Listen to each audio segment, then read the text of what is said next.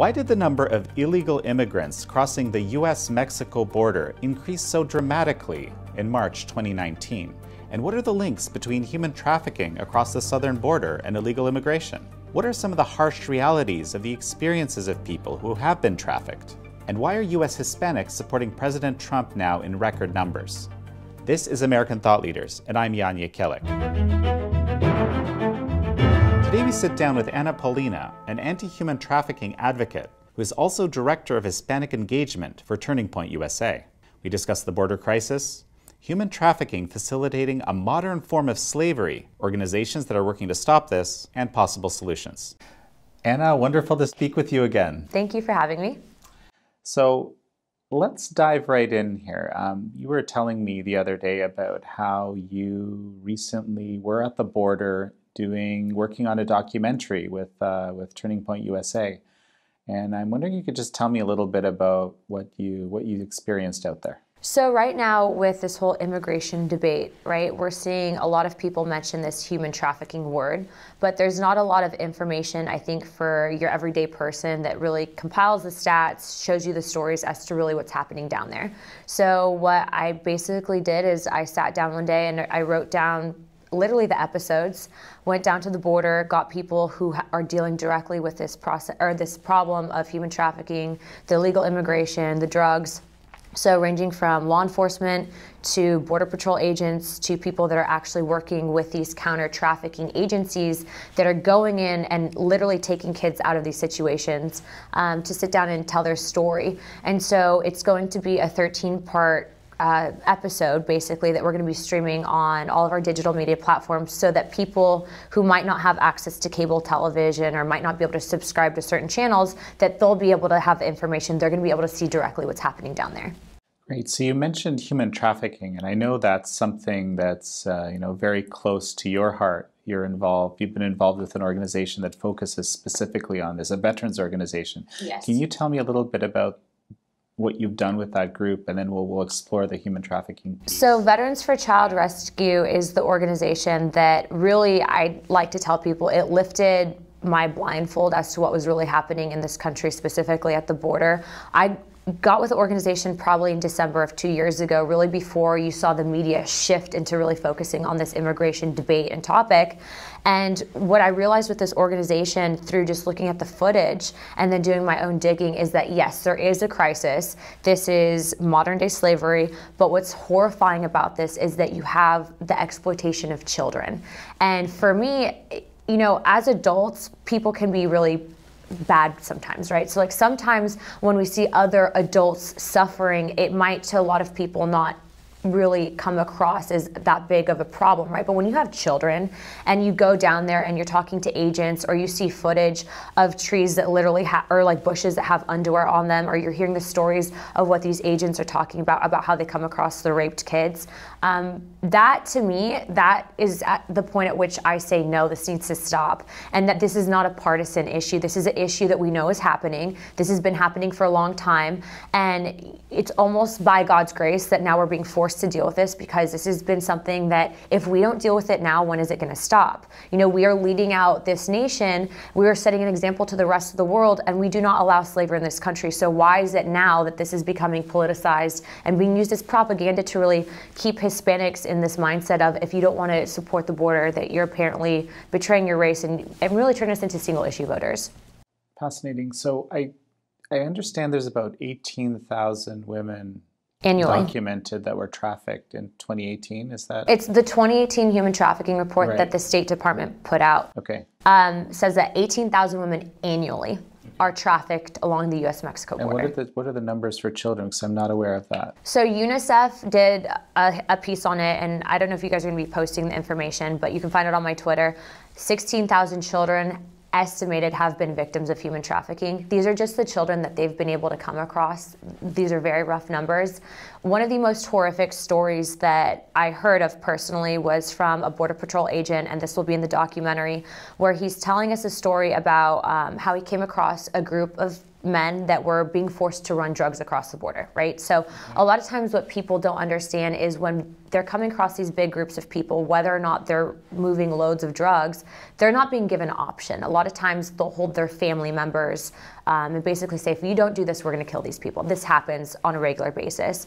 So he came across... These are the cartels. Yes, this is the organized crime, the cartels that are literally just right on the other side of the border. He was telling us how he had come across this group and he realized that the men and women were separate. And when he sat down and he was talking to the women, he was kind of asking them what happened, found out that they had been separated, and then towards the end he noticed one of the women in particular was really upset. She was crying, and in Spanish she tells Art, she goes, where's my child? And he goes, what are you talking about? We haven't found any kids. So what they found out is that they had separated the men from the women from the children, and that they relocated the men and the women, but they took the children. And they still haven't been able to find them to this day. And that happens on a regular basis. With this whole issue of bringing over the family units, one, a lot of times, and now what's happening, which is, in my opinion, horrifying, is you have these families being kept together. We don't know if they're even biologically related. This is a correlated issue with the trafficking. This happens on a regular basis. And so knowing these stories, knowing that we have this now catch and release program to where they come in, they have a kid with them, it may or may not be their child, and then they're released. We don't know what's happening to that child. They might not show up to their court dates. And so yes, it is an issue. Yes, we should be taking a strong stance on it, because if we don't, people on both sides are going to continue to get hurt, especially the children. So the children are basically being used as pawns to facilitate this legal loophole. That's what you're alluding to here, right? Yes, to facilitate the legal loophole. And then on top of that, they're sold. I mean, the difference between a human and drugs is that you can sell a human time and time again. And I remember I was telling you about Carla. Okay, 43,000 times she was raped in a 4-year period. It totaled to 36 men a day, 7 days a week, no time off. You hear her story. She actually went and addressed Congress on C-SPAN. You can watch all this stuff. This is not a made-up number. But when you hear the way that these people are treated, to know that a child is raped, murdered, exploited, whatever it might be, that is horrifying. And we need to take a moral stance against this and say that you might do that in your country, but it is not accepted here. And we are not going to facilitate or allow this to continue happening. And if we have to make changes in government, we will, to make sure that that's not happening any further from this point forward. In terms of the numbers of people coming across, right? We're hearing numbers of 100,000 people in the last month. Yes, March, according to Border Patrol, was the highest month of apprehensions for illegal crossings in over a decade. 100,000 people were caught trying to come across the border. I believe the number is, it's up 143% from last year, and that absolutely has to do with what's happening in the media with focusing on this. And I personally hold legislators accountable for that, because you have Hispanic legislators that are race baiting, turning this immigration thing into a race issue. It has nothing to do with race. It has nothing to do with someone's national origin, and everything to, one, realizing that without borders we aren't a country, two, that there's correlated issues, and three, we have the right to ensure that there's no slavery in this country and to secure that and enforce those policies in any way, shape, or form we so choose. So, some people might say, well, with all these people coming across, the human trafficking is such a small part. Like, have you heard this argument? My first television interview ever was on Fox News, and I was on Jesse Waters, and I was talking to a woman who's a self-proclaimed feminist, and she had the nerve to tell me that human trafficking numbers are at an all-time low under this administration, because the administration, surprise, surprise, is actually doing their job.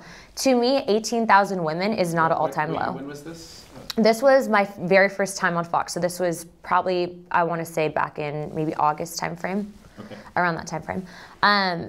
That is not an all-time low. Even if it were 200 people, that's too many. So like, for people to really diminish this, to take that number to say, oh, well, it's not high enough. I mean, what's high enough?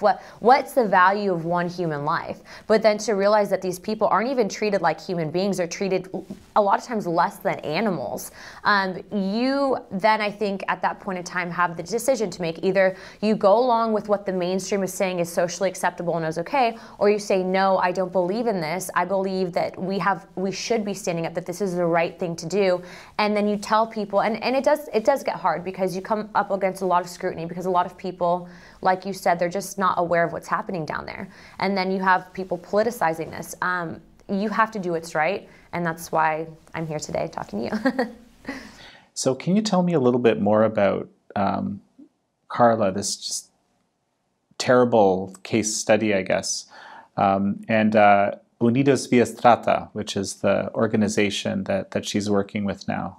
So this is exactly the types of stories that people need to hear. So this is an organization that is in Mexico, and they also work in the United States to get these women out of these horrific situations. So what a lot of people don't realize, and when I'm talking to people about this, I will bring up the fact that CNN actually wrote an article on Carla. This is how big of an issue that this is. And so what they will do is they'll take these women, they help, get them on their feet, and also too, there's a lot of emotional trauma that goes along with this. So they're there for that. Unimaginable, frankly. Like I just can't. I don't even know what to say or think with that it's situation. So just for me inspiring knowing that these women are coming out of these situations, and that someone like Carla is now an activist for this, and that she speaks out for this. So after everything that's happened for her, she's now working with this organization to help other women, but they do also help these women secure T visas, which a lot of people aren't aware is something that the State Department has in place for if you are a victim of trafficking or work slave labor, you can actually apply for these, and then you essentially have the right to stay in the United States. And so that is something that I think a lot of people don't realize. There are people in government that care. These programs are set up in place to, really take these people out of these horrific situations and help them in the future. But this organization, if we can really have a sit down with Turning Point and allow them to get us the stories of these women, I think that is what transcends politics, right? Those stories of these women who have been brought into this country, those are the stories that people need to hear. Clearly we can see the reasons behind your passion to deal with this human trafficking issue. Irrespective, some people, I think, might be surprised that as a Latina, you're, basically supporting border security and absolutely. You're so serious about it. Do you get that kind of a response? What do people say? So initially at first, when I first came out basically as a conservative, and then really started talking about the issues that were near and dear to my heart, so the trafficking, right? So that's really above anything political. I've always been working with this. At first, I got a lot of negative responses. In fact, I had a lot of comments about the color of my skin, that I'm biracial, whatever it might be.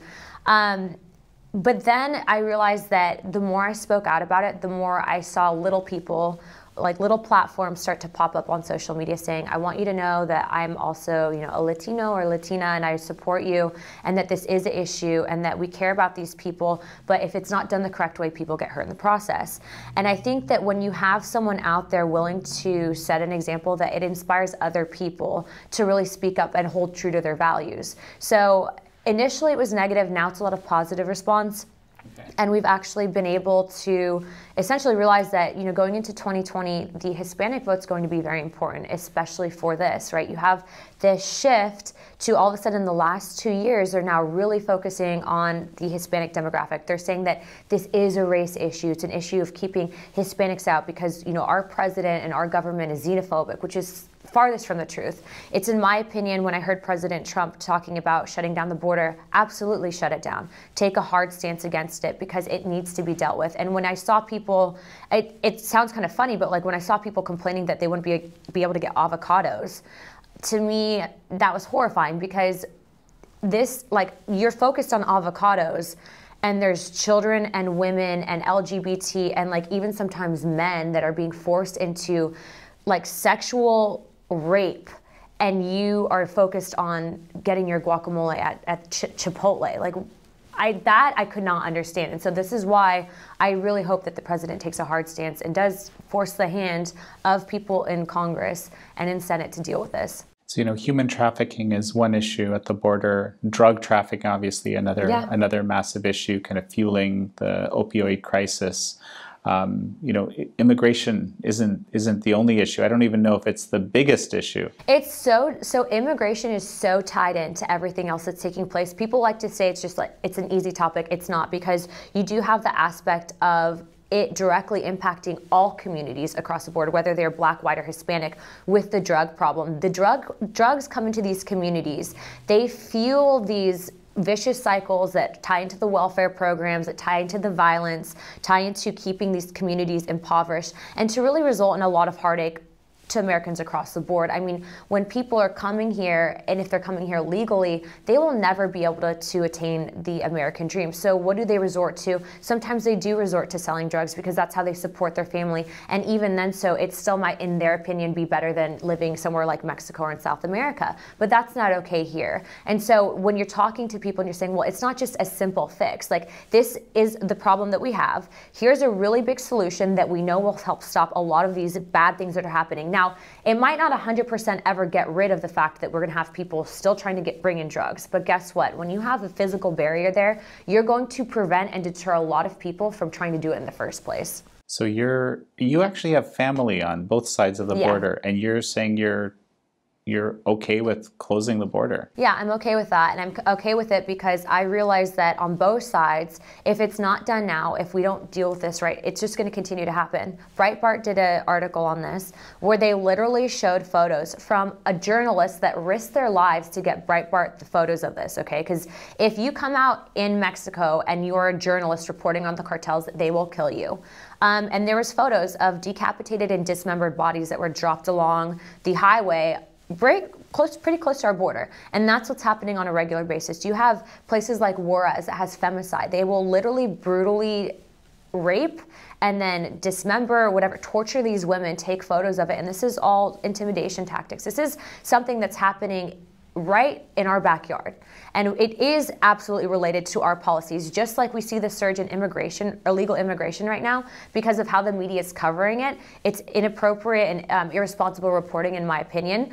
Because of that, we're seeing this big flux. We're seeing people that are, people that are convicted offenders trying to gain access again, because they know right now, if they can come right now, they are going to have the backing of the left, of the DNC, to say, yes, come here legally. We don't want borders. I mean, that is such an irresponsible ideology and mindset to have. And it's in my opinion that the people that are in politics doing this right now, one, they're doing it so they can get reelected. They don't care about helping Hispanics. But then to those Hispanics that are there, they're race baiting. And they're doing it on purpose because they know that if you were to have, unfortunately, a conservative white male come up against a female Latina in Congress that's on the opposite side, she's going to say, I'm being attacked because of my race, and I'm a woman and I feel threatened. And that's wrong. And that's exactly why we need stronger people with Hispanic voices to speak out against this. And that's exactly why I'm doing what I'm doing right now. Wow. So you've also encountered border security and ICE agents and so forth in your travels?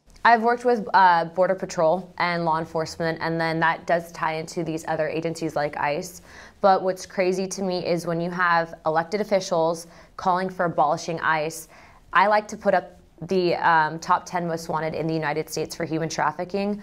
5 of the 10 were illegals coming from Mexico that were bringing in girls and women and children into this country. And so ICE is directly dealing with the issue of human trafficking, and you have people saying that they're racist and we need to abolish it. So what are you really trying to abolish? Human slavery? I mean, that's my response. And I don't know if these people are just choosing to ignore the facts or that they're doing it on purpose, because if you see these numbers, you know that these are not fudged numbers and that this is not fake reporting. Why would you not choose to back an organization like that? So, I mean, it sounds to me almost like you think the politicized nature of the commentary, basically saying that having a barrier is a racist thing, using ICE is a racist thing, and so forth. And the people coming across knowing that they have a support of a significant portion of the population, that's actually fueling the increase in the numbers? Yeah, it's fueling. What's happening is people in Mexico, people in South America, they're not dumb, they're watching our news. They know that right now they can come to the United States. I mean, you see what's happening. I think Kamala Harris posted a picture of the tents underneath an overpass, and she's like, this is a humanitarian issue.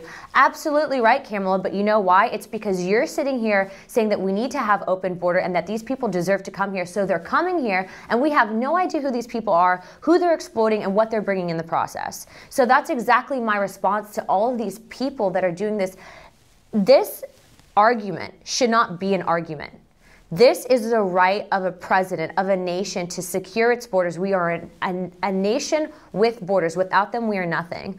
But aside from that, knowing that there's this correlated issue with the drugs, knowing that Americans are affected, knowing that people are dying on both sides, and then you have the rape and murder and torture of children, We're supposed to be okay with that. And because I'm American and I happen to be Hispanic, then I'm only allowed to talk on it. Like, why is it now that it's turned into an issue of if you are not Hispanic and you talk on it, all of a sudden you're racist? They have taken the value away from that word. That is not racist to want to protect your people on both sides. What is the next step? What would you like to see happen in the next 2-3 months? I'd like the president to shut down the border, and I don't care if he has to do it through the National Guard. I don't care if he has to do it from basically forcing the hand of Congress to deal with this, but I'd like to see an absolute immigration reform. I'd like to see them bring in work visas for people that are just trying to come here seasonally. I'd like to see the courts backed up with more judges and attorneys to help with this immigration issue.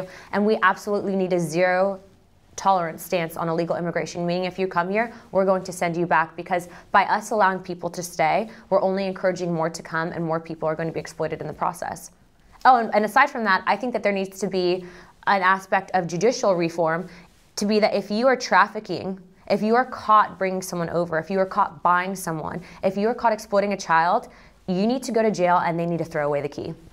If that, I mean, if in my opinion, if you are raping a child, you need the death penalty. And there are also the asylum cases, like actually legitimate asylum cases of people. So you're presumably you're open to having those people heard, right? Absolutely. Yeah, the people, look what's happening in Venezuela, but they don't want to talk about that, right? If they say that Maduro is a bad idea, then there goes the whole democratic socialism platform. Yes, people like that should be given precedence for these asylum claims. And I'm sure that there are people that are fearing for their life, trying to escape that country, but they can't because they don't have the Second Amendment, because they have no way out. So absolutely, those people need to be given priority. And that's exactly why we need to not be making a joke of this whole asylum process. You have 1 in 10 people now coming to this country because they're claiming asylum claims.